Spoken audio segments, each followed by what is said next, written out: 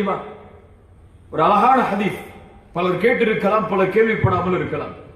ரசூலுல்லாஹி ஸல்லல்லாஹு அலைஹி வஸல்லம் அவர்கள் சொன்னார்கள், இந்த பூமியில் மலக்குமார்கள் உண்டு, எல்லா தெருக்களிலும் அவர்கள் உலா வருவார்கள். எங்கேயாவது அல்லாஹ்வை பற்றி பேசக்கூடிய சபை இருக்கிறதா என்று பார்ப்பதற்காக. யாரை பற்றி? யாரை பற்றி? அங்கெல்லாம் ரொம்ப இருட்டா இருக்கு, தூங்கிடக்கூடாது. யாரை பற்றி? அல்லாஹ்வை பற்றி பேசக்கூடிய சபை இருக்கிறதா என்று தேடுவார்கள். இன்ஷா அல்லாஹ், அல்லாஹ் அந்த சபையாக இதை ஆக்கட்டும்.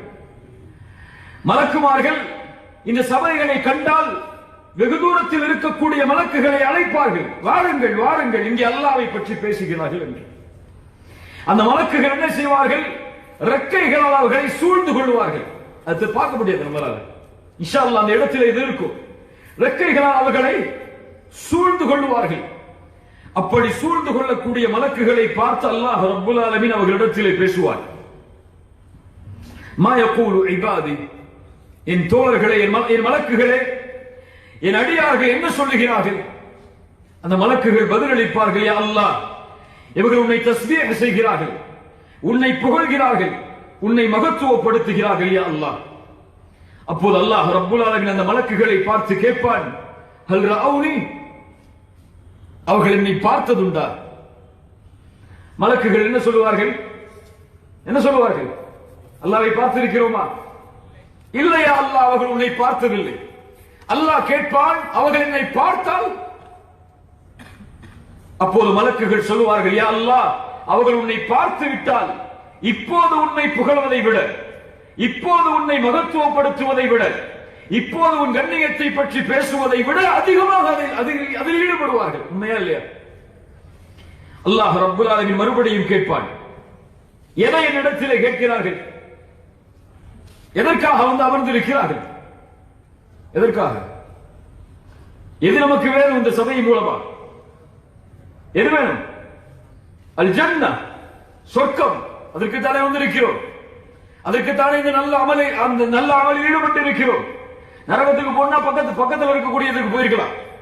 எதுக்கு இங்க வந்து உட்கார்ந்திருக்கோம்? சொர்க்கத்திற்காக. மலக்குகள் சொல்லுவார்கள், யா அல்லாஹ், இவர்கள் சொர்க்கத்தை கேட்கிறார்கள். அல்லாஹ் கேட்பான், அவர்கள் சொர்க்கத்தை பார்த்ததுண்டா? பார்த்திருக்கிறோமா? மலக்குகள் சொல்லுவார்கள், யா அல்லாஹ், அவர்கள் சொர்க்கத்தை பார்த்ததில்லை. அல்லாஹ் கேட்பான், அப்படி பார்த்தால் யா அல்லாஹ், அது கிடைக்க வேண்டும் என்ற ஆசையில் அதிகம் அதை தேடுவார்கள். யா அல்லாஹ், உண்மையா இல்லையா? அல்லாஹ் ரப்புல் ஆலமீன் கேட்பான், எதிலிருந்து பாதுகாப்பை தேடுகிறார்கள்? எதிலிருந்து பாதுகாப்பை தேடுகிறோம்? நரகம். அல்லாஹ் கேட்பான், அந்த நரகத்தை அவர்கள் பார்த்ததுண்டா?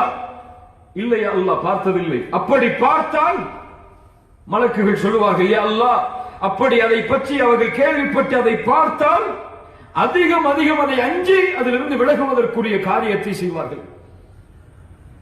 அல்லாஹ் ரப்புல் ஆலமீன் இந்த உரையாடலுக்கு பிறகு அந்த மலக்குகளிடத்தில் ஒரு வார்த்தை சொல்லுவான், ஃபஉஷ்ஹிதுக்கும் அன்னி கத் கஃபர்து லஹும், நான் மலக்குகளை உங்களை சாட்சியாக வைத்து சொல்கிறேன், அவர்கள் எல்லோர்களையும் நான் மன்னித்து விட்டேன். அவர்கள் எல்லோர்களையும் நான், அவர்கள் என்ன பாவம் செய்தார்கள், என்ன குற்றம் செய்தார்கள், எதிலிருந்து பாவ மன்னிப்பை தேடினார்கள், அதுவெல்லாம் எனக்கு முக்கியமில்லை. அவர்கள் செய்த எல்லா பாவங்களையும் நான் மன்னிக்கிறேன்.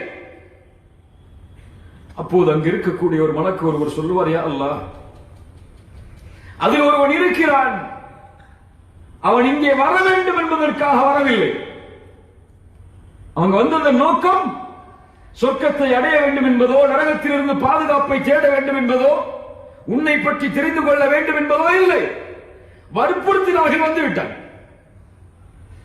அல்லது உதாரணத்துக்கு இங்க வந்தாதான் சாப்பாடு சொன்னாங்க, வந்துட்டான் என்று அல்லாஹ்விடத்திலே முறையிடுவார்கள். அல்லாஹ் ரப்புல் ஆலமீன் சொல்லுவான், அங்கே இருக்கக்கூடிய யாரையும் நான் துர்பாக்கியவானாக மாற்ற மாட்டேன். அந்த சபை மன்னிக்கப்பட்ட சபைதான். என்ன அர்த்தம்?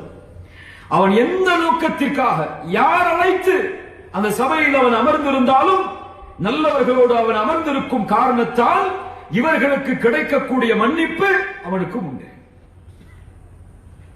சுப்ஹானல்லாஹ். இன்னொரு அழகான ஹதீஸை நீங்கள் கேள்விப்பட்டிருப்பீர்கள் அடிக்கடி.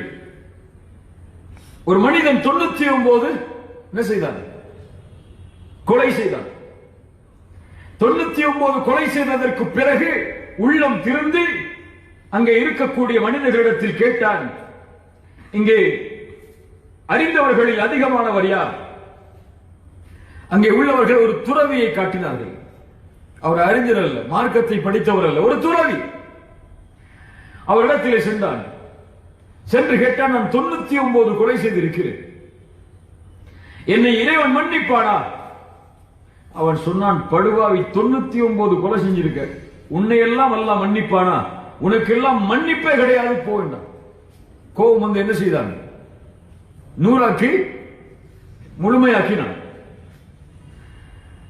அதற்கு பிறகு மனம் திருந்தியது. கேட்டான், இவரை விட அறிந்தவர் உண்டா? அப்போதுதான் காட்டப்பட்டார்கள் ஆலிம் ஒருவர். யார்? அறிஞர். குர்ஆன் ஹதீஸை கற்றுத் தேர்ந்த ஒரு மார்க்க அறிஞர் அடையாளம் காட்டப்படுகிறார். அவரிடத்தில் சென்றார். 99 கொலை செய்திருக்கிறேன், என் இறைவன் என்னை மன்னிப்பானா? அவர் சொன்னார், ஆம், அல்லாஹ் ரப்புல் ஆலமீன் உன்னை மன்னிப்பான். ஆனால் ஒரு நிபந்தனை உண்டு, நீ வாழக்கூடிய இடம் பாவிகள் இருக்கக்கூடிய இடம். அதான் உனக்கு பாவம் செய்யறது சாதாரணமா இருக்கு. நீ செய்ய வேண்டிய காரியம் என்ன? இங்கே பாவம் செய்யக்கூடிய மனிதர்கள் இருக்கக்கூடிய இடத்தை விட்டு நல்லவர்கள் இருக்கக்கூடிய இடத்திற்கு நீ சென்று விடு. ஒரு பாவத்திலிருந்து திருந்த வேண்டும் என்று ஆசைப்படுவோர் செய்ய வேண்டிய முதல் காரியம் என்ன?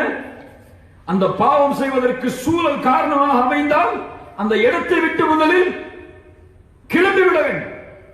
ஃபஜ்ர் தொழாம இருக்கிறதுக்கு அந்த ரூம்ல தூங்குற அந்த மற்ற நண்பர்கள் தான் காரணம்னா என்ன செய்யணும்? அந்த ரூமை விட்டு கால் செஞ்சு ஃபஜ்ர் தொழக்கூடிய மக்கள் எங்கே இருக்கிறார்களோ அங்கே சென்று அமர வேண்டும். அப்படியே இல்லையா? இப்ப இந்த ஹாஸ்டல்ல அப்படி ஒரு ரூம் இருக்குமா? தெரியல எனக்கு.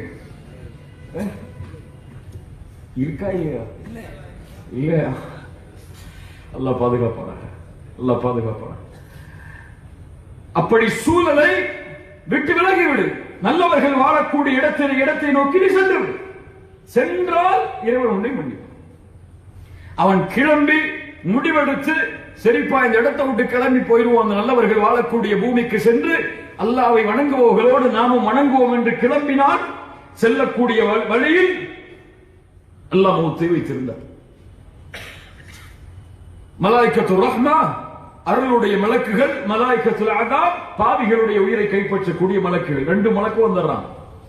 நல்லவர்களுடைய உயிரை கைப்பற்றக்கூடிய மலக்குகள் சொன்னார்கள், இவன் அல்லாஹ்வை நோக்கி திரும்பி வந்தவன், இவனை நான் அழைத்து செல்கிறேன்.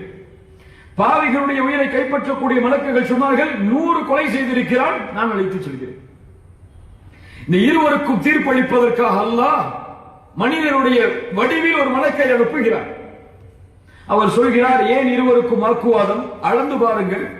நல்லவருடைய ஊருக்கு இவர் வந்த தூரம் அருகாமையில் இருந்தால் நல்லவர்களுடைய உயிரை கைப்பற்றக்கூடிய மலக்குகள் எடுத்துச் செல்லுங்கள். பாவிகளுடைய ஊருக்கு இவர் வந்த தூரம் அருகாமையில் இருந்தால் பாவிகளுடைய உயிரை கைப்பற்றக்கூடிய மலக்குகள் எடுத்துச் செல்லுங்கள். சரியான தீர்ப்பு. அளந்து பார்த்தார்கள், நல்லவர்களுடைய ஊருக்கு தான் அவருடைய உயிர் அருகாமையில் இருந்தது. இங்க ஒரு ஃபுல் ஸ்டாப் வச்சுவாங்க பின்னாடி. ஆனா உண்மையில் நடந்தது அது அல்ல. அவர் கடந்த தூரத்தை உண்மையில் அளந்து பார்த்திருந்தால், ஒரு செயல் நடப்பதற்கு முன்னதாக அவருடைய உயிர் பாவிகளுடைய ஊருக்கு தான் அருகாமையில் இருந்தது. என்ன நடந்தது அப்படி என்றால், யார் மாற்றியது இவருடைய தூரத்தை? யார் மாற்றியது? யார் மாற்ற முடியும்? பூமியின் அகலத்தை யார் மாற்ற முடியும்? அதை படைத்தவன் மாற்ற முடியும். அல்லாஹ் மாற்றினான். நல்லவர்களுடைய ஊருக்கு கட்டளையிட்டான், நெருக்கிவிடு, நெருக்கமாகிவிடு. பாவிகளுடைய ஊருக்கு கட்டளையிட்டால் தூரமாகிவிடு. என்ன புரிகிறது? நீங்கள் மனம் மாறி அல்லாஹுவை நோக்கி செல்ல வேண்டும் என்று ஆசைப்பட்டால் போதும். அதற்குரிய வழியை தேர்ந்தெடுத்து சென்றால் போதும். அல்லாஹ் நீங்கள் அதை அடையாவிட்டாலும் உங்களை அடைய செய்வான். நல்ல நட்பு எனக்கு அமைய வேண்டும், நல்ல நண்பர்களோடு நான் பழக வேண்டும், அவர்களோடு சேர்ந்து அவனிடத்திலிருந்து எனக்கு கிடைக்கக்கூடிய மிகப்பெரிய அருட்கொடை, நான் அல்லாஹுவை மறக்கும் போது அவன் அல்லாஹுவை எனக்கு நினைவுபடுத்த வேண்டும். இப்படி ஒரு நட்பு எனக்கு அமைய வேண்டும் என்ற எண்ணம் என்னுடைய உள்ளத்தில் முதலில் இருந்தால் அல்லாஹ் ரப்புல் ஆலமீன் என்ன செய்வான்? அதை எமக்கு இலகுபடுத்துவான். இது உலகத்தில் அல்லாஹ் அமைக்கக்கூடிய நட்பு. இந்த நட்பு எல்லா இடத்திலும் பிரதிபலிக்கும். மீண்டும் சொல்கிறேன், ஒரு நண்பன் எப்படியோ வாழக்கூடிய சூழல் எப்படியோ அப்படித்தான் நம்முடைய வாழ்க்கை இருக்கும். புரியுதா இல்லையா? ஹிஜாபை கண்ணியமாக கருதக்கூடிய பெண்களோடு முஸ்லிம் பெண்கள் இருந்தால் ஹிஜாபை அணிவதை கண்ணியமாகத்தான் கருதுவார்கள். ஹிஜாபை அணிவதை இழிவாக கருதக்கூடிய இதுவெல்லாம் இந்த காலத்துல தேவையா? மூடிக்கிட்டு போறதெல்லாம் இந்த காலத்துல அவசியமா? சுதந்திரம் உண்டு, நீ எல்லாம் அடிப்படைவாதிகள். என்ன சொல்றாங்க இன்னைக்கு? மார்க்கத்தை பின்பற்றினால் என்ன சொல்றாங்க? ஃபண்டமெண்டலிஸ்ட், அடிப்படைவாதிகள். அந்த காலத்துல பிறக்க வேண்டியவங்க இந்த காலத்துல பிறந்துட்டாங்க சொல்றாங்களா இல்லையா? இல்ல மாஷா அல்லாஹ், அல்லாஹ் பாதுகாத்தவர்களை தவிர. ஏன்? அவர்கள் அந்த சபையிலே வாழ்ந்தால் என்ன ஆகும்? அவர்கள் எதை சொல்கிறார்களோ அதுதான் அவனுக்கு கண்ணியமாக தெரியும். சஹாபாக்கள் அல்லாஹ்வுடைய தீனை கண்ணியமாக கருதுபவர்களோடு பழகினார்கள், அவர்களோடு வாழ்ந்தார்கள், அவர்களோடு இருப்பதற்கு ஆசைப்பட்டார்கள். பின்னாலும் வரும்போது புரியும். சரி, உலகத்தில் அல்லாஹ் அமைத்துக் கொடுக்கக்கூடிய நட்பு